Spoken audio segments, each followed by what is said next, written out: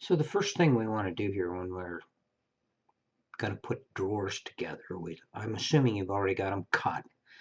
Um, what we need to do now is make us a little jig so that we can glue these things together. The piece I just cut there, it's very non-critical what size it is. It's just going to be the base that I'm going to nail these other pieces, these other strips, I guess I'd call them. I'm cutting them at 1 inch. It certainly doesn't really matter what you cut them at. That's just an arbitrary number I picked. Now, the key here is that what we want these pieces to be the same length as a drawer, which turns out to be 14.5. So we'll cross cut those two pieces. Now the end pieces aren't going to matter too much, and you'll see why when I nail this thing together. But we just whack these babies off at 14.5. And now what we have is all the pieces we need to make a jig. So it isn't really rocket science figuring out what's going on here. We're just essentially going to nail those four pieces on in such a way that they will hold the drawer in place for us. And that then will allow the pieces to dry together, because the trick here is that we're not going to use any fasteners at all on the drawers, which means the glue is basically just the only thing that's going to hold the drawer together. So you notice what we have here is we have two pieces that have been glued and nailed onto the jig, and then we use the bottom of the jig to affix the other two pieces. And of course, you now have a jig for making drawers of that size.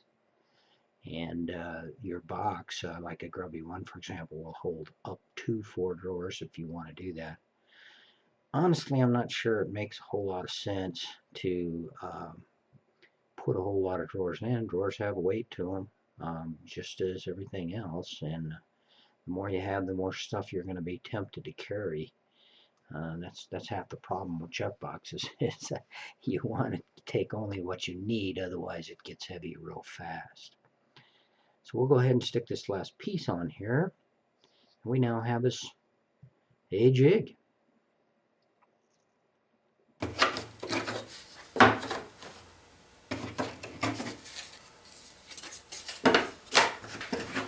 So I made this piece right here to put in the middle so that when I clamp it, it doesn't bow the sides in.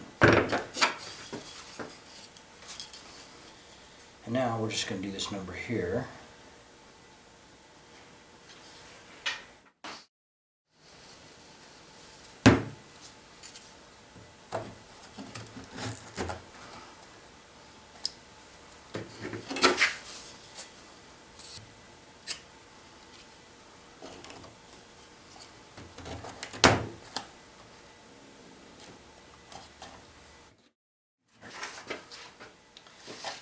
And I just use an old backpacking strap.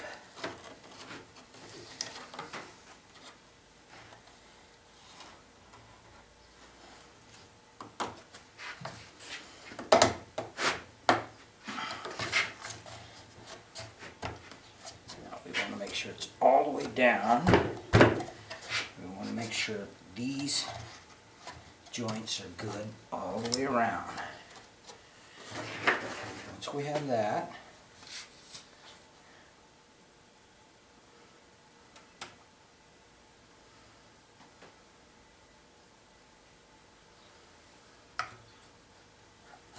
all we have to do is glue these corner blocks in.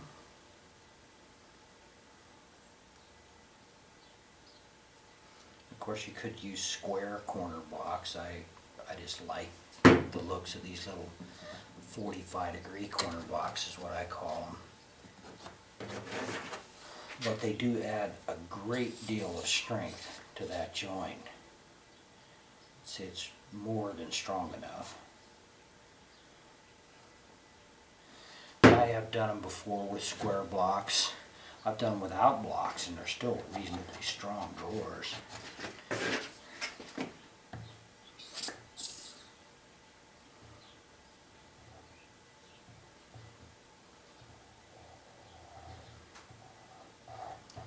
we're not going to worry too much about the glue dripping.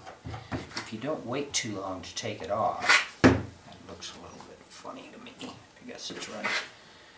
If you don't wait too long to take it off, then you can just clean off the excess glue pretty easily with a little chisel. If you let it set overnight or something, then it's a harder proposition.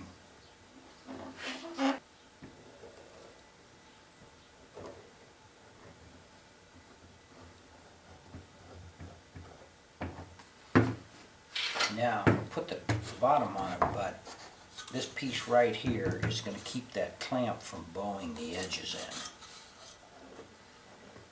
in. This is just going to distribute the weight of the bricks out a little bit better. 2 scrap pieces of wood.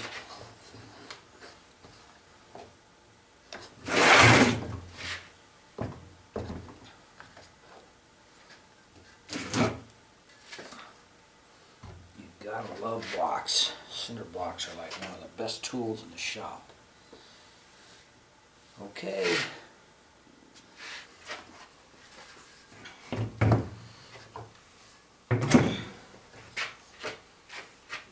Alright, let's see how we're doing here. It's been about maybe an hour or so. I don't want it to go too long. Naturally.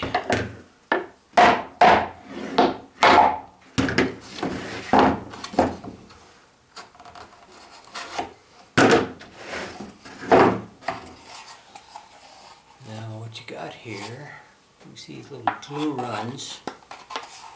Got little glue runs here and here. This is all we have to do.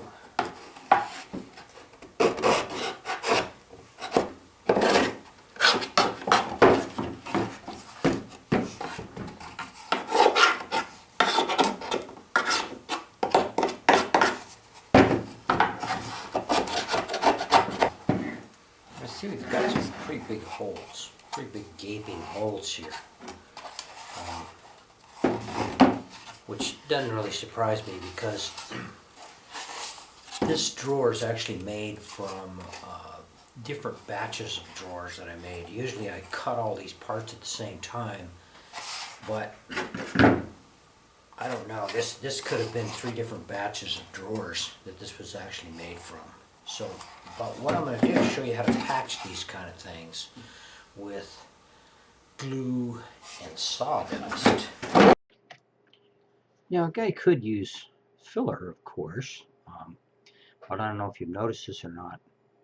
Filler is actually kind of expensive, mostly because, well, you may use it once, twice, maybe 3 times, and it starts to harden up on you. That could be just because I live in Arizona, it's very dry here. But this little technique, most of us woodworking type people know about, and really it's just a pretty simple proposition. It's just mixing glue and sawdust. It's got to be stronger than filler, and you know, therefore it's probably better for these particular purposes, especially when you have big holes like I do. Since it uses actual wood glue, it's going to be very, very good, very strong.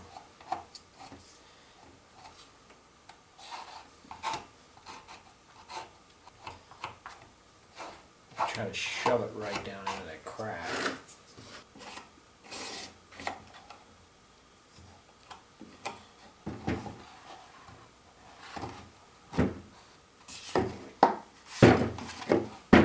Okay, that looks pretty good. Well, in terms of filling everything. So we'll just let that set. And then I'll show you how to sand it. So we're really just going to start with pretty much just a standard old sanding block.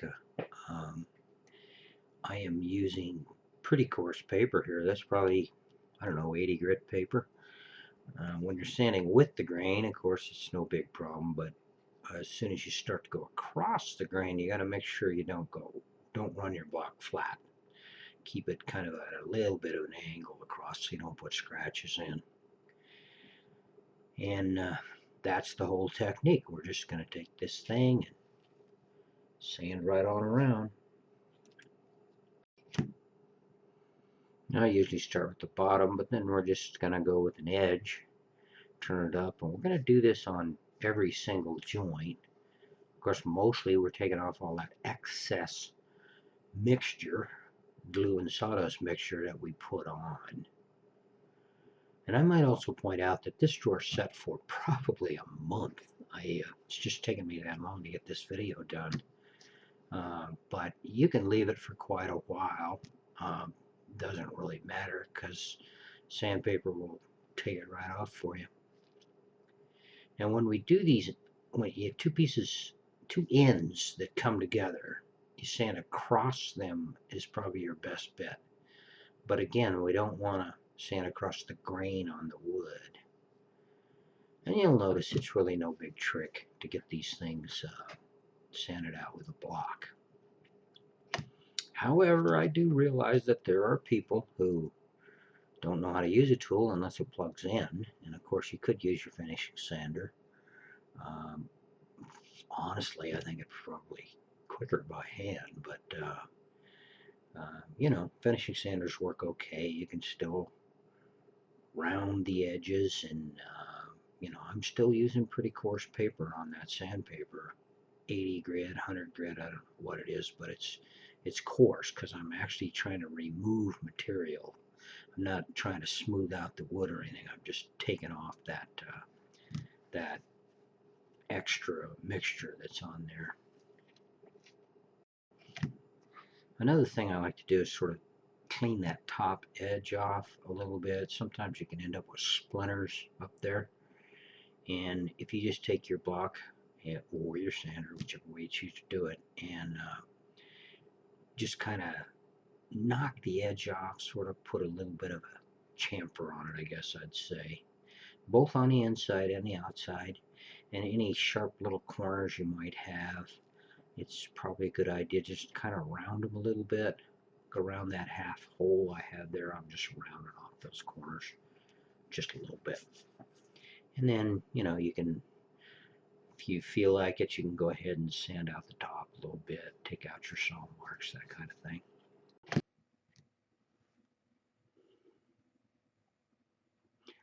Well, we take a quick look, and all those joints looks mighty good to me. Those holes on the ends and ended up filling real good, and there you have your basic old standard run-of-the-mill drawer.